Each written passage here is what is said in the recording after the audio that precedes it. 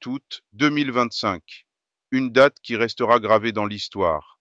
Pour la première fois depuis le début de la guerre en Ukraine, il y a 3 ans et demi, les trois hommes qui détiennent le sort de millions de vies entre leurs mains se parlent le même jour. Donald Trump dans le bureau ovale, Volodymyr Zelensky face à lui, et Vladimir Poutine au bout du fil depuis Moscou. Ce qui s'est passé ce jour-là à Washington dépasse tout ce que nous avions imaginé. Un appel secret interrompant des négociations cruciales, des révélations qui changent tout, et une deadline de 2 semaines pour sauver ou condamner l'Ukraine. 50 000 victimes civiles, 4 régions ukrainiennes sous occupation russe. L'Europe unie face à un dilemme impossible. Bienvenue dans les coulisses du jour où la paix et la guerre se sont jouées à pile ou face. Je suis votre analyste politique et pendant les 20 prochaines minutes, nous allons décortiquer ensemble les événements les plus importants de cette journée historique. Restez avec moi, abonnez-vous sur Afrivib car ce que vous allez découvrir va vous surprendre.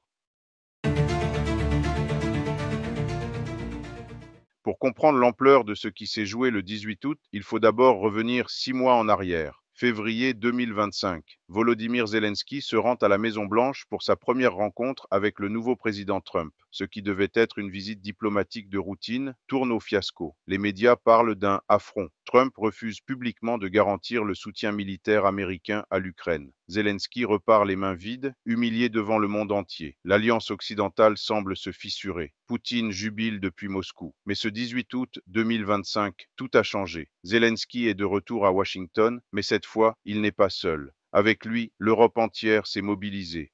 Friedrich Merz, le chancelier allemand, Emmanuel Macron, le président français, Keir Starmer, le Premier ministre britannique, Giorgia Meloni pour l'Italie, Alexander Stubb pour la Finlande. Et ce n'est pas tout. Ursula von der Leyen, présidente de la Commission européenne, et Mark Rutte, secrétaire général de l'OTAN, sont également présents. Un sommet d'une ampleur inédite. L'Europe fait bloc derrière l'Ukraine pour cette négociation cruciale. Mais pourquoi maintenant? Pourquoi cette urgence soudaine? Les chiffres parlent d'eux-mêmes. Près de 50 000 civils ukrainiens ont été tués ou blessés depuis le début de l'invasion russe. 14 000 morts, 35 000 blessés, des familles détruites, des villes rasées, un pays saigné à blanc. Et pendant ce temps, la Russie maintient ses exigences maximalistes. Contrôle total de 4 régions ukrainiennes, Donetsk, Louhansk, Zaporijia et Kherson, reconnaissance définitive de l'annexion de la Crimée. En clair, Poutine veut que l'Ukraine renonce à près d'un quart de son territoire. C'est dans ce contexte explosif que s'ouvre cette journée du 18 août. Trump a promis de résoudre le conflit ukrainien en 24 heures pendant sa campagne. Nous sommes désormais à plus de 6 mois de son investiture. L'horloge tourne et la pression monte. 11 heures du matin, heure de Washington. Les portes du bureau ovale s'ouvrent. Volodymyr Zelensky pénètre dans le sanctuaire du pouvoir américain. 6 mois après l'humiliation, l'homme en vert kaki est de retour. Mais cette fois, l'accueil est radicalement différent. Trump se lève, sourire aux lèvres. La poignée de main dure plusieurs secondes. Les photographes mitraillent. Grand jour, lance le président américain. La guerre va finir. Ce monsieur veut que ça finisse et Poutine veut que ça finisse. Que s'est-il passé entre février et août pour provoquer un tel revirement? Les sources diplomatiques évoquent des négociations secrètes menées par les équipes de Trump et Zelensky depuis des semaines. L'Ukraine aurait accepté de revoir ses positions sur certains sujets tabous. Mais le plus surprenant, c'est la présence silencieuse de J.D. Vance dans un coin du bureau ovale. Le vice-président, qui était au centre de la crise de février, assiste aux discussions sans dire un mot. Un symbole fort de cette réconciliation orchestrée. Zelensky, lui, a visiblement changé de stratégie. Fini le discours de résistance absolue. Place à la pragmatique diplomatique. Quand les journalistes l'interrogent sur d'éventuelles concessions territoriales, sa réponse est révélatrice. C'est une question que nous laisserons entre moi et Poutine. Entre moi et Poutine. Ces 5 mots résument tout. Pour la première fois depuis le début de la guerre, le président ukrainien accepte l'idée d'une négociation directe avec son homologue russe, sans intermédiaire, sans conditions préalables. Trump jubile. Il vient de réussir ce que personne n'avait réussi avant lui, faire accepter à Zelensky l'idée d'une rencontre bilatérale avec Poutine. Nous sommes prêts à une rencontre bilatérale avec Poutine. Et après cela, nous nous attendons à une rencontre trilatérale, confirme le président ukrainien. Mais ce n'est que le début, car ce qui va se passer dans les heures suivantes va dépasser toutes les attentes. L'Europe débarque à Washington avec ses propres exigences, et Trump va prendre une décision qui va choquer le monde diplomatique. 15 heures, heure de Washington. La réunion multilatérale commence dans l'East Room de la Maison-Blanche. Autour de la table, les dirigeants de l'Europe libre, face à eux, Trump et Zelensky. L'enjeu, définir les garanties de sécurité pour l'Ukraine en cas d'accord de paix. Friedrich Merz prend la parole le premier. Le chancelier allemand est catégorique. L'Ukraine ne devrait pas être contrainte de faire des concessions territoriales. Sa comparaison frappe les esprits. La demande russe visant à ce que Kiev renonce aux parties libres du Donbass correspond à une proposition visant à ce que les États-Unis renoncent à la Floride. Emmanuel Macron renchérit. Le président français brandit la menace. Nous devons augmenter les sanctions contre la Russie si les négociations échouent. L'Europe fait bloc. Pas question de céder aux exigences maximalistes de Poutine. Mais c'est là que tout bascule. Selon nos sources, Trump interrompt soudainement la réunion. Excusez-moi, j'ai un appel important à passer, lance-t-il avant de quitter la salle. Les dirigeants européens se regardent, interloqués. Ce que révèle CNN quelques heures plus tard fait l'effet d'une bombe.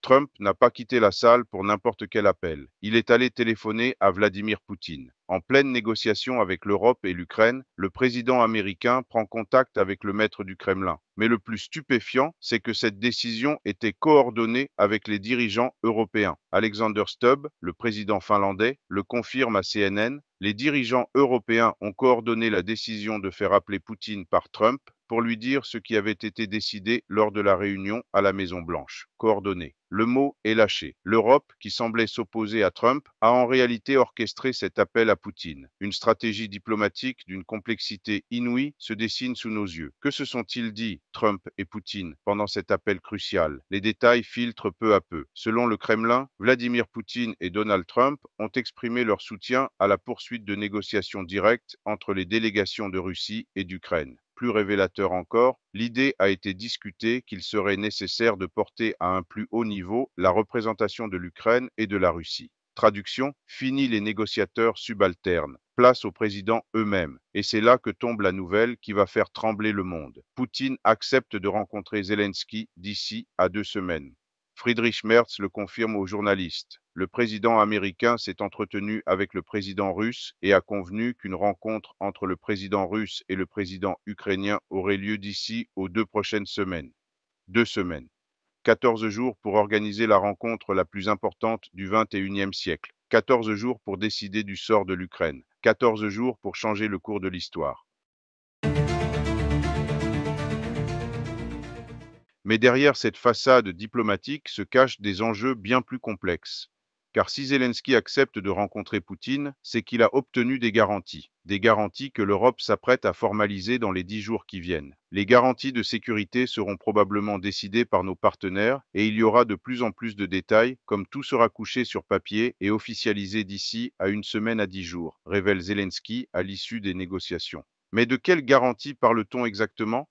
Nos sources évoquent un système de protection militaire sans précédent. L'Europe s'engagerait à défendre l'Ukraine en cas de nouvelle agression russe, même après un éventuel accord de paix. Trump, de son côté, joue un jeu plus subtil. Publiquement, il exclut l'adhésion de l'Ukraine à l'OTAN. L'Ukraine ne rejoindra pas l'OTAN, déclare-t-il sans ambiguïté. Mais en privé, il promet une implication américaine forte dans les garanties de sécurité. On va participer à cela. Il y aura beaucoup d'aide, assure le président américain. Quand un journaliste lui demande s'il enverra des soldats sur place, Trump reste volontairement flou, une ambiguïté calculée qui maintient la pression sur Moscou. Mais le plus révélateur, c'est l'évolution de la position ukrainienne sur les concessions territoriales. Zelensky, qui jurait il y a encore 6 mois de ne jamais céder un pouce de territoire, semble aujourd'hui prêt à négocier. Les concessions territoriales, c'est une question que nous laisserons entre moi et Poutine, répète-t-il. Cette phrase, apparemment anodine, marque un tournant historique dans la position ukrainienne. Côté russe, les signaux sont également encourageants. Pour la première fois depuis le début de la guerre, Poutine accepte l'idée d'une rencontre directe avec Zelensky. Le Kremlin parle même de l'importance des efforts personnels de Donald Trump pour trouver des solutions conduisant à un règlement sur le long terme en Ukraine. Mais attention aux illusions, car derrière ces signaux positifs se cachent des exigences russes toujours aussi dures. Moscou maintient ses revendications sur les 4 régions ukrainiennes et la Crimée. Poutine n'a pas renoncé à ses objectifs territoriaux. L'Europe, elle, reste divisée sur la stratégie à adopter. Si Merz et Macron affichent une ligne dure, d'autres dirigeants européens paraissent plus enclins au compromis. Giorgia Meloni, notamment, prône une approche pragmatique du conflit. Et puis il y a cette révélation troublante de Marco Rubio, le secrétaire d'État américain. Le gouvernement de Trump travaillerait sur une rencontre sans précédent entre Zelensky et Poutine. Le simple fait que Poutine dise « Bien sûr, je rencontrerai Zelensky », c'est un gros problème, confie-t-il à Fox News. Un gros problème ou une opportunité historique. Rubio lui-même semble partager. Je ne dis pas qu'ils vont quitter cette salle en tant que meilleurs amis, mais le fait que les gens parlent maintenant les uns aux autres, cela ne se passait pas depuis 3 ans et demi. 3 ans et demi de guerre, 3 ans et demi de souffrance, 3 ans et demi d'espoir déçu. Et maintenant, pour la première fois, une lueur d'espoir véritable. Mais à quel prix?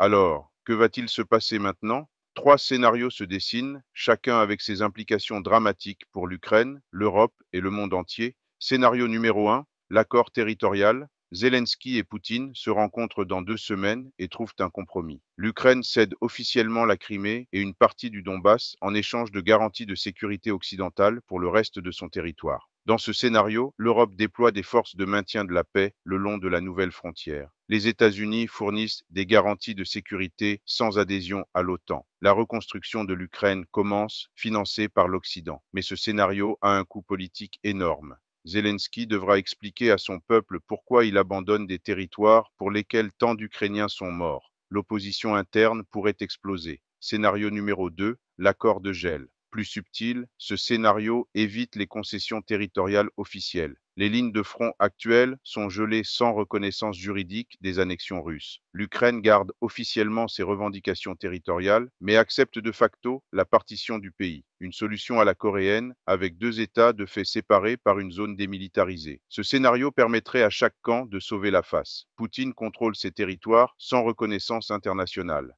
Zelensky évite les concessions officielles, mais la paix reste fragile.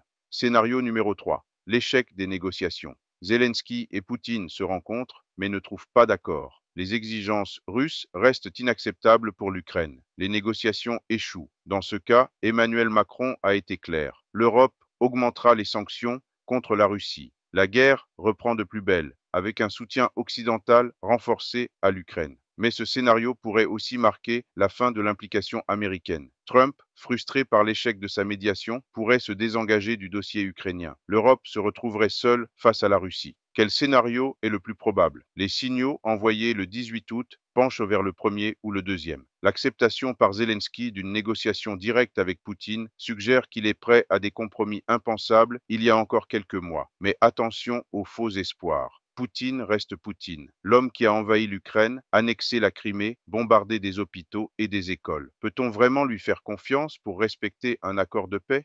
L'histoire nous enseigne la prudence. Les accords de Minsk de 2014 et 2015 n'ont pas empêché l'invasion de 2022. Rien ne garantit qu'un nouvel accord sera plus durable. C'est pourquoi les garanties de sécurité occidentale sont cruciales. Sans une dissuasion crédible, tout accord avec Poutine ne vaudra pas le papier sur lequel il sera écrit.